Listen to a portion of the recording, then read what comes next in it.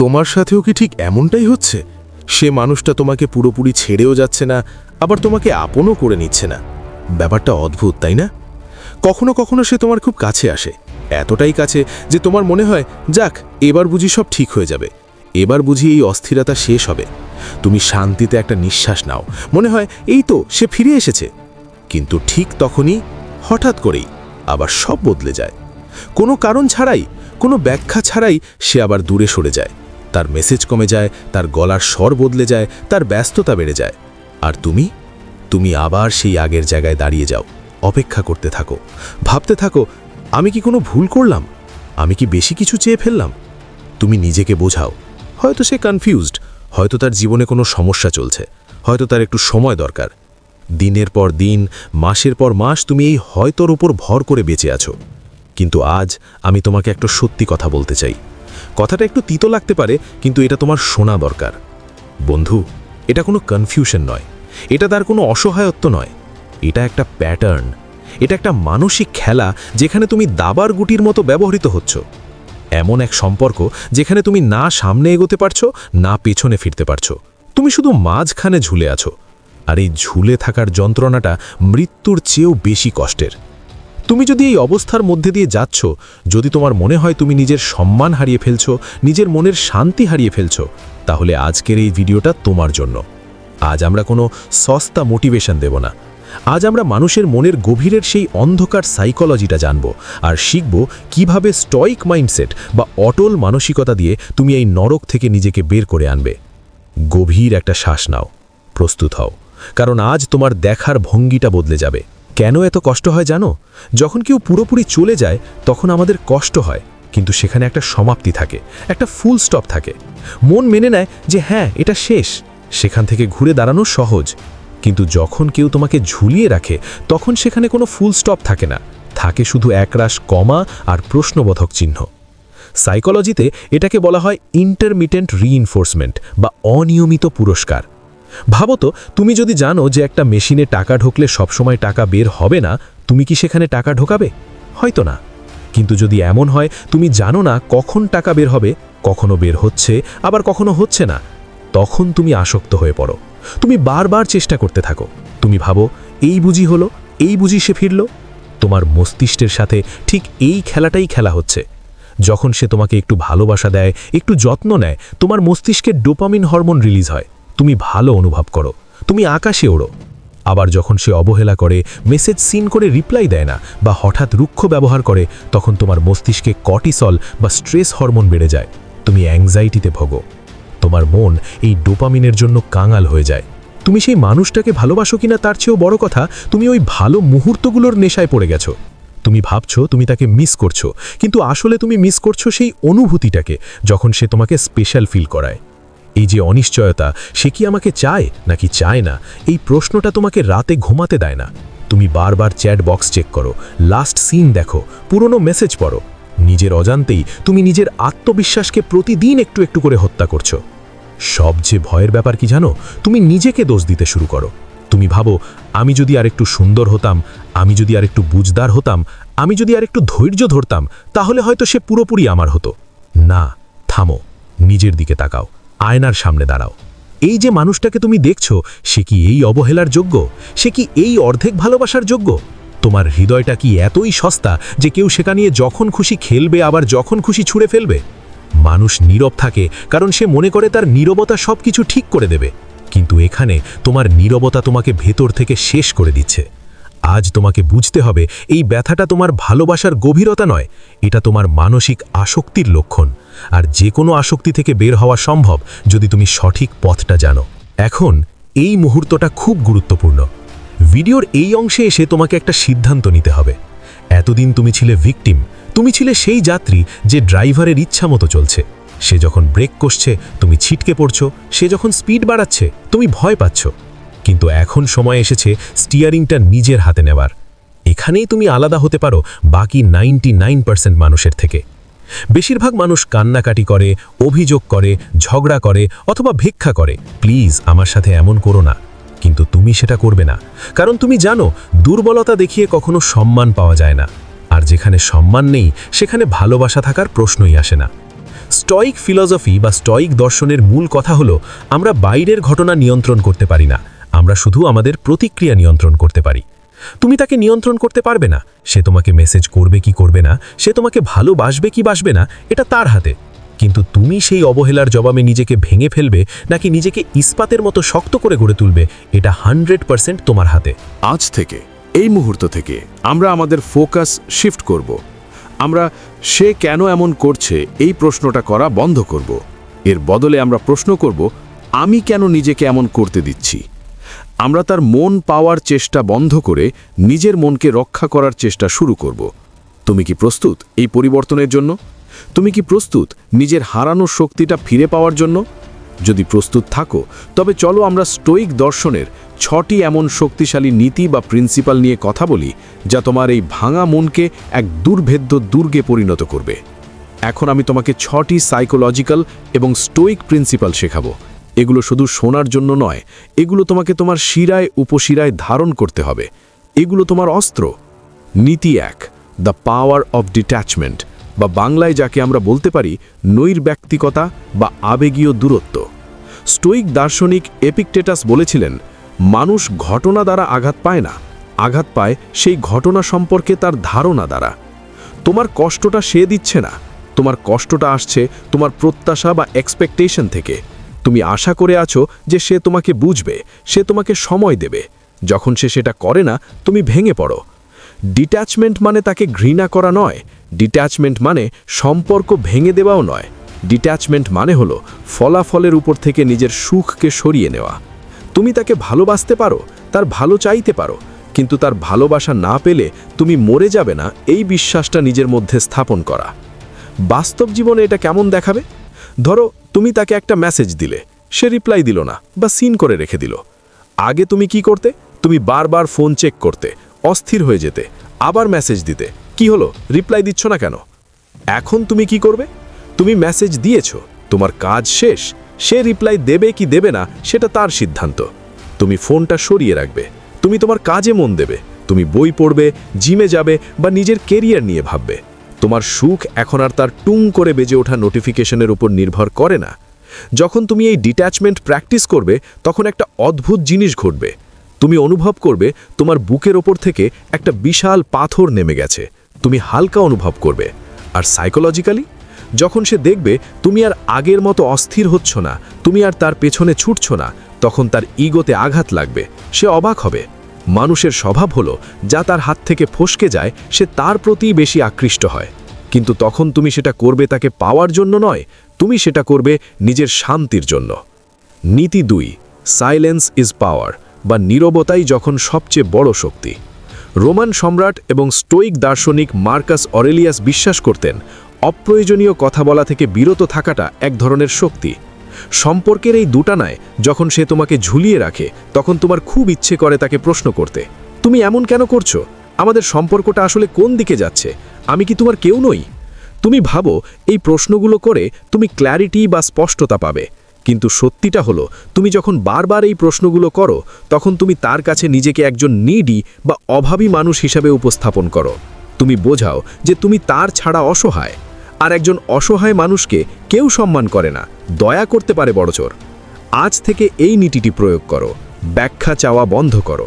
তার আচরণের উত্তর নিজের নীরবতা দিয়ে দাও। সে যদি 3 দিন খবর না নেয়, তুমি চতুর্থ দিনে গিয়ে জিজ্ঞেস করবে না কেন খবর নাওনি। তুমি শুধু নিজের জীবনে ব্যস্ত থাকবে। তুমি তাকে বুঝতে দেবে যে তোমার জীবনে তার উপস্থিতিটা সুন্দর কিন্তু অপরিহার্য নয়। যখন তুমি অভিযোগ করা বন্ধ করে দেবে, যখন তুমি ঝগড়া করা বন্ধ করে দেবে এবং শান্ত হয়ে যাবে, তখন তোমার সেই নীরবতা তাকে চিৎকার করে অনেক কিছু বলবে। সে ভাববে সে কি আমাকে ভুলে যাচ্ছে, সে কি অন্য কাউকে পেয়ে গেছে, সে এত শান্ত কেন? তোমার এই রহস্যময় নীরবতা তোমার ভ্যালু বা মূল্য বাড়িয়ে দেবে। মনে রেখো, শব্দ দিয়ে তর্ক জেতা যায়, কিন্তু নীরবতা দিয়ে মানুষের মন এবং নিজের সম্মান দুটোই রক্ষা করা যায়। আমরা আগের অংশে 2টি নীতি নিয়ে কথা বলেছিলাম, ডিট্যাচমেন্ট এবং সাইলেন্স। এখন আসছি বাকি 4টি নীতিতে, এগুলো আরও গভীরে কাজ করবে। নীতি 3, সেলফ ভ্যালু বা আত্মমর্যাদা ইজ নন নেগোশিয়েবল। তুমি কি জানো কেন সে তোমাকে এভাবে ট্রিট করতে পারছে? কেন সে যখন খুশি আসছে আবার যখন খুশি চলে যাচ্ছে? কারণ তুমি তাকে সেই পারমিশনটা দিয়ে রেখেছ। তোমার বাউন্ডারি নেই, তোমার কোনো গেট নেই, সে যখন খুশি তোমার মনের দরজা দিয়ে ঢুকছে আবার বের হচ্ছে। স্টোইক ফিলসফার সেনেকা বলেছিলেন, আমরা জীবনকে ছোট পাই না, আমরাই সেটা নষ্ট করি। তুমি তোমার মূল্যবান সময়, তোমার আবেগ, তোমার চোখের জল নষ্ট করছো এমন একজনের জন্য যে তোমার মূল্য বোঝে না। তুমি হয়তো ভাবছো, আমি তাকে এত ভালোবাসি, সে কেন বোঝে না? সত্যিটা হলো, মানুষ সেটাকেই মূল্যবান মনে করে যেটা অর্জন করতে তাকে কষ্ট করতে হয়। যে সোনা রাস্তায় পড়ে থাকে, মানুষ সেটা কুড়িয়ে নেয় না, লাথি মারে। কিন্তু যে সোনা খনির গভীরে থাকে, মানুষ তার জন্য জীবন বাজি রাখে। আজ থেকে নিজেকে সহজলভ্য করা বন্ধ করো।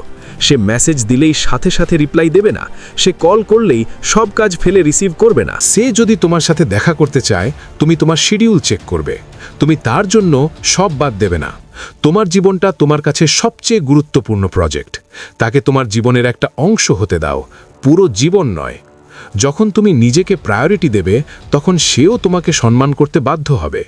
আর যদি সে সম্মান না করে চলে যায়, তাহলে বুঝে নিও সে তোমার যোগ্য ছিল না। আবর্জনা নিজে থেকেই সরে গেছে। নীতি 4, ইমোশনাল ডিসিপ্লিন বা আবেগের শৃঙ্খলা। Emotional discipline. তোমার কি মনে হয়, রাগ দেখানো বা কান্নাকাটি করা মানে ভালোবাসা প্রকাশ করা? না, স্টোইক দর্শনে এটাকে বলা হয় আবেগের দাসত্ব। মার্কাস অরেলিয়াস সবসময় বলতেন, নিজের মনের দুর্গকে রক্ষা করো। যখন সে তোমাকে ইগনোর করে, তোমার খুব কষ্ট হয়, তাই না? তোমার মনে হয় চিৎকার করে কাঁদি বা তাকে ফোন করে গালাগালি করি। কিন্তু থামো, গভীর একটা শ্বাস নাও। তোমার এই আবেগটা তোমার শত্রু হতে পারে।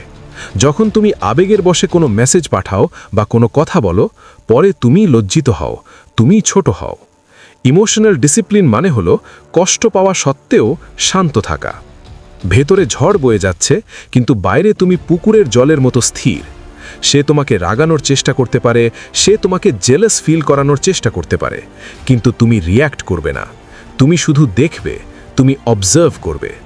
তুমি ভাববে, ও সে এটা করছে, আচ্ছা ঠিক আছে, বাস এটুকুই। যখন তুমি তার দেওয়া টোপ গিলে ফেলবে না, যখন তুমি তার খেলায় অংশ নেবে না, তখন সে কনফিউজড হয়ে যাবে। সে ভাববে, আমার অস্ত্র কাজ করছে না কেন? সে কেন কাঁদছে না? সে কেন রাগছে না?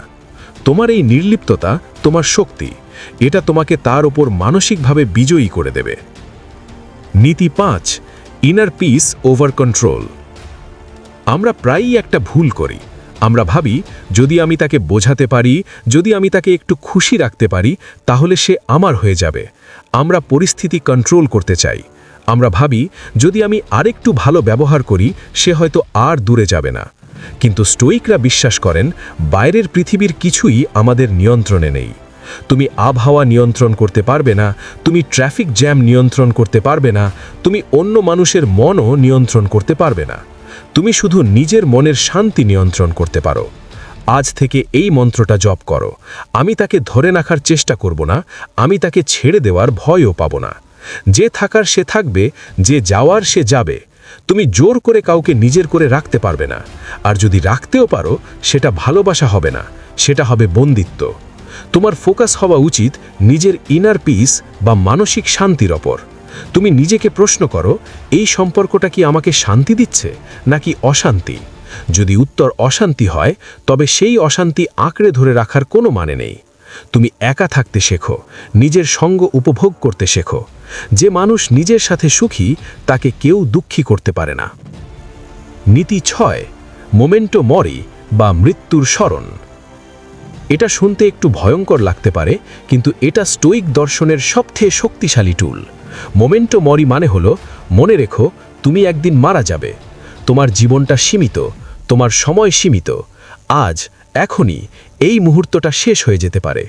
তুমি কি সত্যি তোমার এই ছোট্ট জীবনটা এমন কারো পেছনে নষ্ট করতে চাও যে তোমাকে অর্ধেক চায়?